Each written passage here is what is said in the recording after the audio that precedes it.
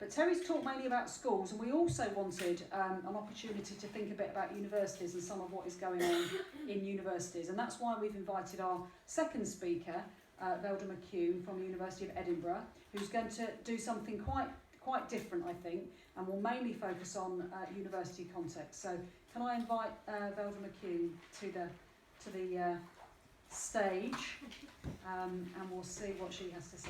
Thank you again, Terry.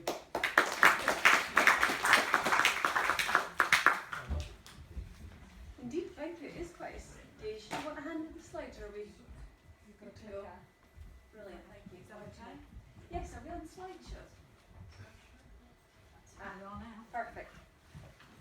It's really great to be here. I'm going to talk for just a little while about learner autonomy in higher education, but I think that quite a lot of what I would have to say would be relevant to other areas of education. And indeed, just towards the end of Terry's slides, I noticed some really nice points of agreement between some of the things that we're both talking about today. So I think that should make a good ongoing storyline to take us forward in the storytelling centre. And when I'm talking about learner autonomy, what I'm very much about is people seeing more open future possibilities for themselves. So thankfully, I'm not going to be turning anybody into robotic postman Pat and having them self-regulate their own learning to suit a corporation. That's not where I am on autonomy at all. And I'll say a little bit more about where I actually am. And move on from there to talk about what kinds of alternative educational practices might actually help us get there. So that's the plan for the session.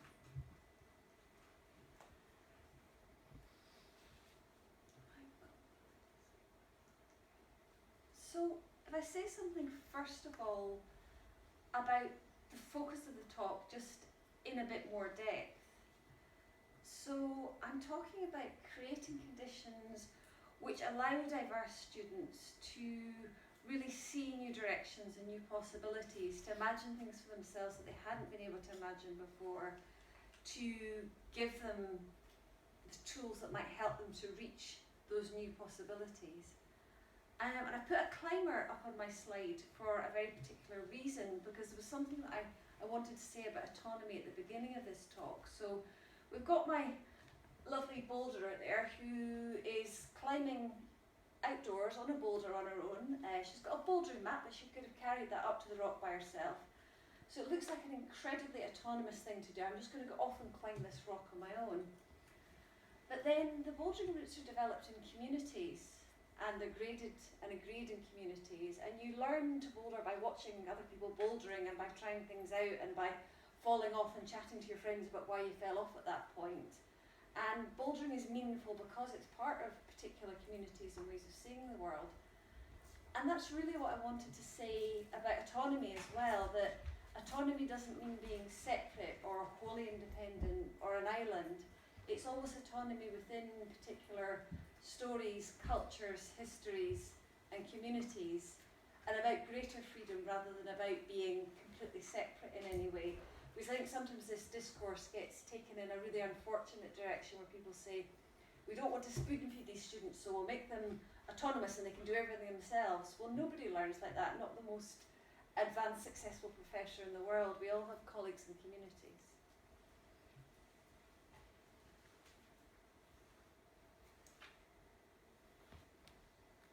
Just to say a little more about the focus of this talk.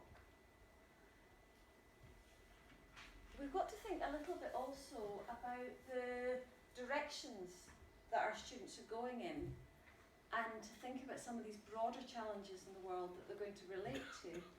So I wanted to say just a little bit about both complexity and super complexity. By complex situations, I mean those kinds of things that our students will meet wherever they are in the future, whether that's at work or in family or in interacting in their community. So situations where the outcome of what you would do is unpredictable. Situations where the sum is greater than the whole of the parts. Situations where effects are non-linear and untidy and not at all susceptible to being measured in easy statistics or numbers. And our students are also going to be wrestling with situations which are super complex. So drawing here on the work of Ron Barnett and thinking about situations which involve competing value positions. Maybe value positions are always going to be in tension. And for our students to genuinely exercise autonomy in their future lives, they have to feel like the kind of people who can leap into these rich, challenging, complex, super complex situations and act meaningfully. So that's just another part of setting the scene for what I mean by autonomy. I'm going to draw on a couple of different research projects, and I won't talk a huge amount about them because at the end of my slides, which I'm very happy to have sent round or put up on the web pages, you'll find lots of web links and references and some things about where you can get the images from my slides. So about the ETL project, I'll just say that this was a large-scale project where we interviewed staff and students in higher education all over the country in different subject areas in a sort of staged way. So we went first of all and we talked to staff, we talked to students, we said, what's happening here in these courses? What are you learning? What are you puzzled about? What's going on? And then we went back and talked with the staff about our findings, and we negotiated together to try and find something that might be a good way of developing the course.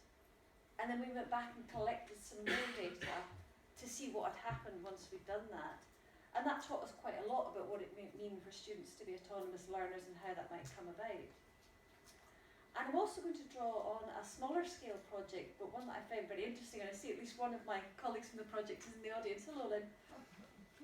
And this project followed students right from the beginning of their studies, students who'd come from further education into one of the research intensive universities, through their studies, and actually is now following the students out into the futures after their undergraduate courses. And again, for me, some of the findings from this project say a lot about what it might mean to be a genuinely autonomous learner. So a bit drawing them from those and then going on to say quite a bit about the implications as well. A little bit more about learning. So I've talked about learning happening in communities, and I think it's really important to know that they're not tidy communities. So we're not talking about here's a neat, constrained, bounded, everybody in agreement, happy community of learning, because mostly those don't really exist. I'm talking about multiple overlapping communities where moving between the communities might challenge your sense of self, might make you wonder about your future directions, might create tensions between the people you interact with in one community and the ways of being you're being asked in another community. And I'm also thinking in terms of students' diverse trajectories and imagined trajectories. I'm drawing from Wenger here. And a trajectory basically is a learner's sense of who they are and where they're going in relation to a particular community. So if I'm a student studying biology at university, can I imagine myself being a biologist? What's the image in my mind of what the heck a biologist would be? Do I know any biologists? Because all of that will make a difference to whether I see the learning as meaningful, whether I find it relevant, whether I think I can exercise any kind of autonomy. And learning is also very much about communication and power. So some of the literature about communities that I draw on and like very much doesn't say enough for me about community. It doesn't remind us that it's always about working together to achieve partially shared understanding. There isn't any, I stand up here and say nice clear words and magically the whole understanding that I have in my mind will appear in your mind. This just is not something that happens. And the literature in this area says it's very much more about trying to find some shared frame of reference, negotiating, going back and forward, talking, working things out. And that's also going to be important to the recommendations that I make.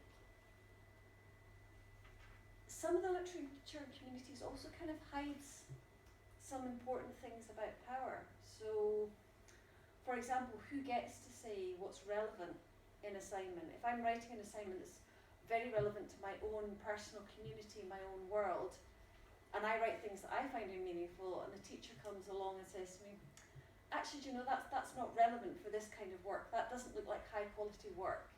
in my mind, that's a particular kind of exercise of power which relates to autonomy, and this is something that comes up quite a lot, particularly in the literature on widening participation. So that's some of the background. So what does that do for us? Well, it gives us some really interesting opportunities and challenges. It gives us lots of exciting things to think about and wrestle with and work on together.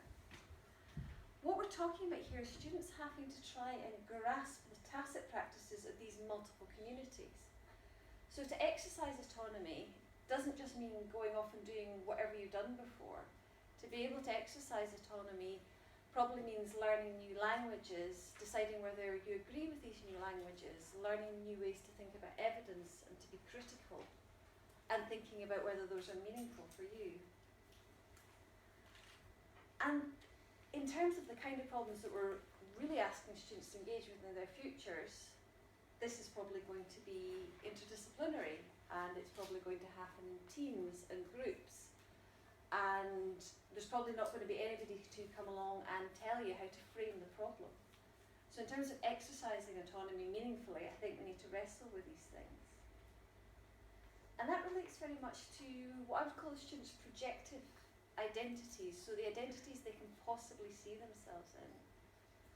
So if I'm a child in a classroom and we're doing science experiments and I've never met a scientist, nobody in my family has ever been a scientist, nobody talks about science at home, and the teacher says to me, imagine you're a scientist for the purpose of this exercise we're doing in the classroom. Well, that's going to be pretty tricky. It's not impossible, but my teacher better be really good, because it's going to be quite hard to have that projective identity.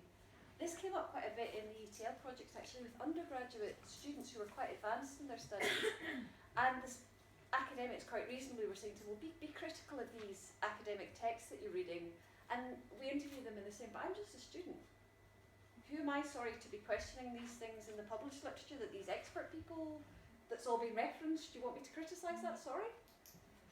And then some of the students went off a work placement and they were in science context and they had their own problems to work on. And they were given some independence and they were trusted and they engaged in talk in the laboratory. And they came back and said, you know, I feel like a scientist now. And of course I can question these things and I'm much more committed to my studies. So projective identities, I think, very, very important. And then that agency has to be exercised in these complex and super complex systems, as if it wasn't difficult enough. I don't have to just feel like a biologist. I have to be a biologist who can talk meaningfully to non-biologists about extinction of species that's happening now. So there's a whole other layer, and I have to be able to have meaningful communication across those boundaries. And to deal with all of these emergent, unpredictable, non-linear things that are going on. So it's a really big challenge, but it's a very exciting one. So what does that mean in terms of what we're going to do in education? To say just a little bit about the good basics, because I think if you mess up the good basics, then a lot of the other things don't happen very well. So I talked at the beginning about communication being about working together to try and gradually achieve some shared understanding. And I think that's absolutely fundamental if learners are really going to move forward in ways that let them feel like they can meaningfully take different directions, own those directions, be the kind of people who can move in those different ways in the world. And that doesn't mean to say I expect individual academics in higher education to be sitting down having long conversations with individual students. I do hope that happens sometimes still, it happens for me.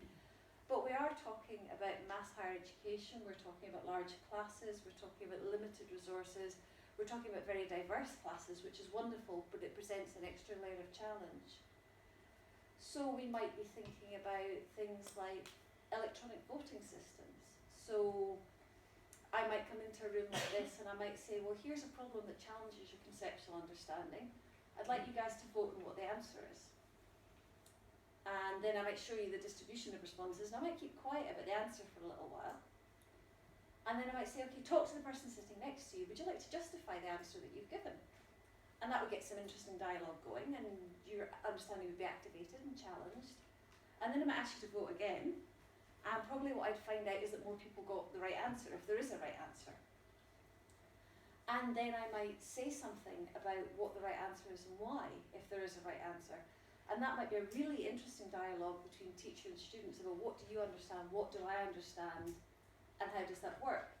And of course you can do that with questions that don't have a right answer. I could ask you to vote on some of the educational suggestions I'm making and discuss it, and maybe at least I could hear some of your ideas about those suggestions. So I think dialogue is still possible, and we just have to remember it doesn't have to always be face-to-face, it doesn't have to always be one-to-one, it doesn't have to be always small group, although all of those are really excellent possibilities. Formative feedback. I promise I won't mention the NSS. Oh, I just did mention the NSS. But formative feedback, that notwithstanding, is so important in terms of the effect on students as learners. Some of the very best evidence is for formative feedback. So feedback which really tells the learner, or which really tells the teacher, how well a learner's getting on and how they can develop their thinking. And it might seem like a weird thing to talk about in relation to autonomy, so I'm going to help the student understand how their thinking is going forward. But actually learning to be critical, learning to be questioning, learning to think in different ways is a pretty big challenge, and it's much easier if somebody supports you to work into that challenge. So I think basic things like formative feedback are absolutely crucial. When I talk about assessment as learning, what I mean is learning in which the learner has some say in how they're assessed. The learner starts to get involved in assessing the quality of their own learning, or maybe assessing their peers. So when you go into the future and maybe you're involved in a community campaign about fracking in Forth, for example, probably nobody's going to come along and say to you, you frame the problem like this and you'll know whether you're doing well by these means. Nobody's going to tell you any of these things. So assessment that actually helps students to start to take some ownership over what it means to learn well. And of course that means us as teachers giving up quite a bit of power, but I kind of think that's a good thing. I've left deeply inclusive practice on my slide as well. In a way you would hope this was a no-brainer, but actually I think we've still got a long way to go to do this really, really well, to have classrooms across the board where every learner feels they have an equal voice, where every learner feels that what they have to say is relevant and meaningful and something that the teacher can connect with and learn from. So I'm talking about way beyond the basics here. I'm not talking about remembering to put your slides up online in advance or remembering to wear the microphone, although those things are necessary. But the kind of thinking about curriculum design that says I'm going to design this curriculum right up front from the very start to try and include all of my learners, which means I'm going to have to try and learn at least something about who they are.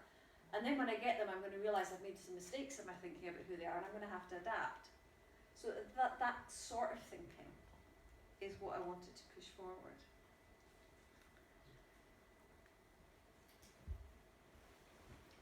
So what I'm looking for here in terms of rethinking learning and teaching higher education is about cultivating dispositions and qualities. So I don't just want to measure whether my students can do particular kinds of physics problems, although that might be something very important. That measurement isn't going to be enough.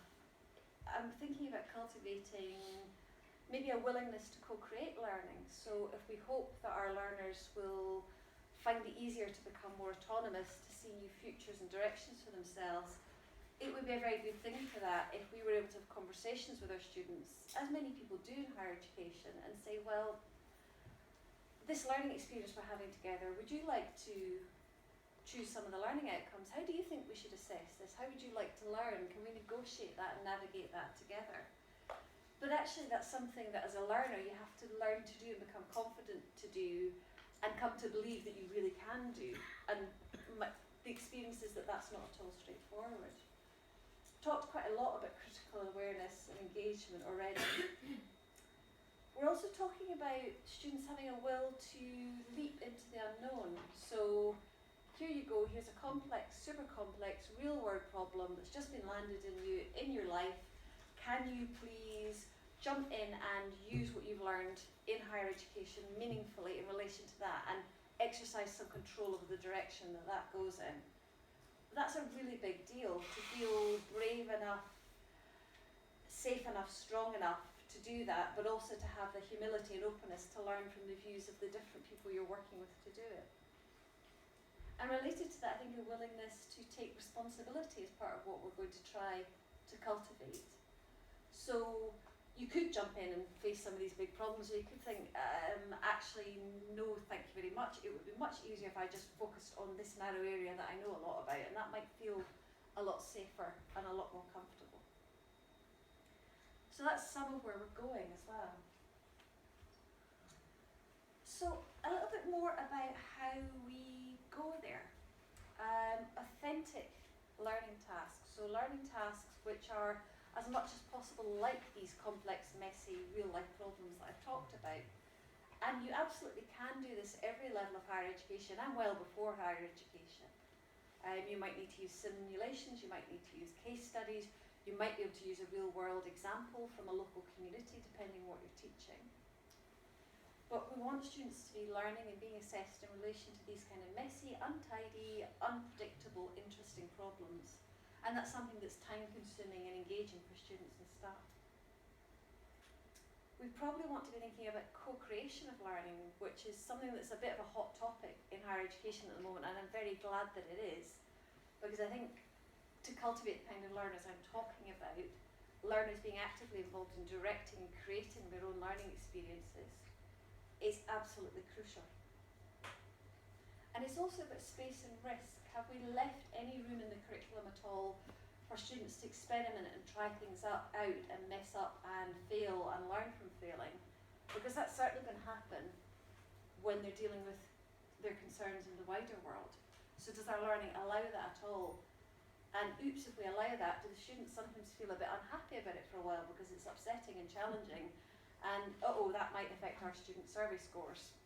But maybe we should do it anyway. I hope we should do it anyway.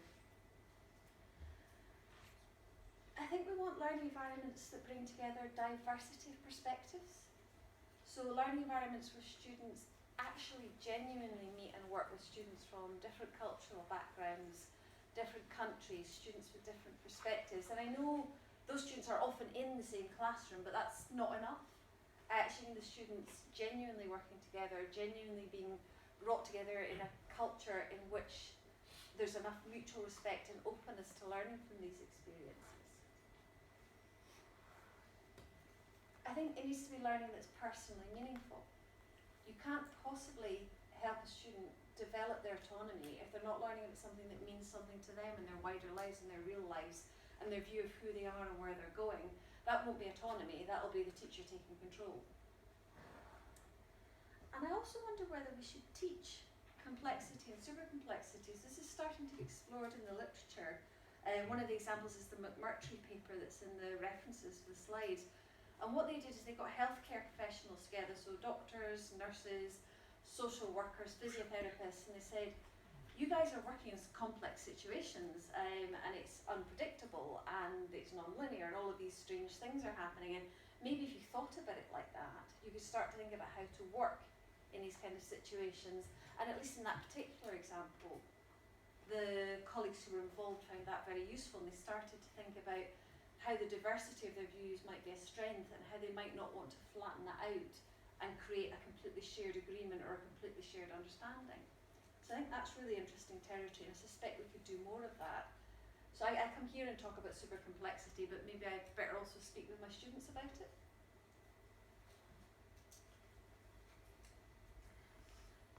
Final slide. Am I okay for time? Great. So this comes from a paper that I very much enjoyed writing with a colleague of mine called Charles Anderson. And one of the things we were writing about was what curricula might look like in relation to a complex, super complex world, and in relation to the kinds of graduates I've been talking about. And we said, well, there's got to be challenge. Learners have got to find things difficult, take risks and stretch themselves. But that's not going to be any use if it's not balanced with support.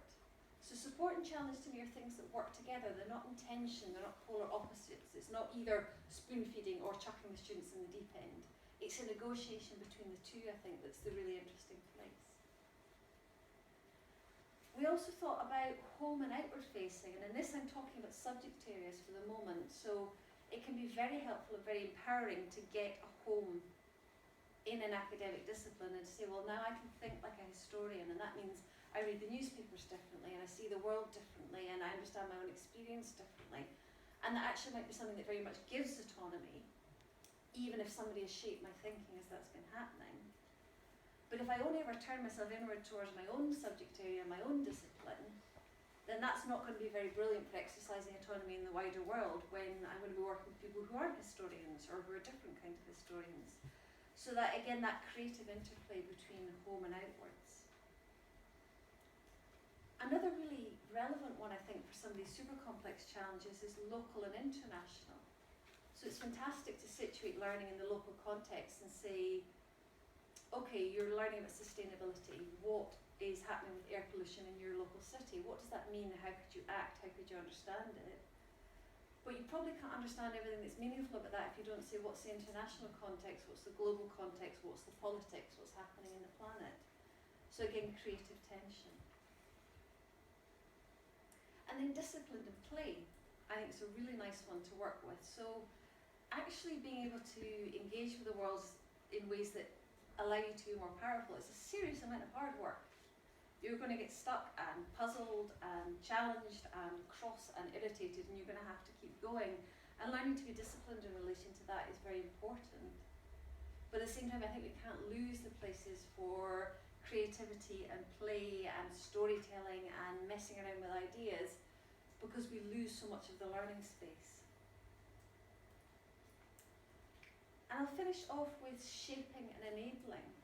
So one of the things that I think academics often wrestle with is if I help students to think a bit more in the way people think in my subject area, to evaluate evidence like a psychologist, or to critically question like a chemist, in some senses I'm directing the students, I'm pushing them, I'm taking them in a particular way that's my way. But actually doing that can allow new possibilities for seeing the world and some autonomy. But at the same time, if all you're doing is shaping, then the student isn't finding their own path. So we're also needing to think about what would be enabling for the student to find a different direction. Because I guess if I'm a chemist, my ideal chemistry student might come along and say, I'm going to rethink half the discipline, I've got a really great new way of looking at this. I'm going to take it apart and win the Nobel Prize. You know, that's probably your best student isn't the one that just followed your path. So again, that creative tension between the two, I think, is a useful place. You probably realised by this point that I don't really think that these things can be easily made into targets or measured numerically or done by robots yet. So we're beginning to see a bit of a pattern emerging for the day, which I think is really interesting. I think I should stop at that point. Questions or later? Later. Later. Yes. Yeah. Thank you very much.